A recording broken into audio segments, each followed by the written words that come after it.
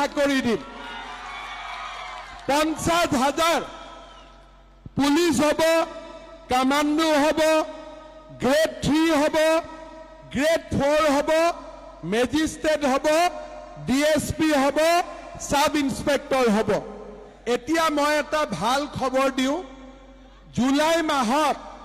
আমাৰ পুলিচৰ ইন্টাৰভিউ হ'ব আৰু পোষ্ট অলপ মই বঢ়াই দিম হ'ব আৰু এই বছৰ 1 লাখ চাকৰি দিয়াটো হৈ গ'ল এই বছৰ মই আৰু 50,000 নতুন চাকৰি দিম 50,000 পুলিচ হ'ব কামাণ্ডো হ'ব গ্ৰেড 3 হ'ব গ্ৰেড 4 হ'ব মেজিষ্ট্ৰেট হ'ব ডিএসপি হ'ব সাব ইন্সপেক্টৰ হ'ব কিমান হ'ব 50,000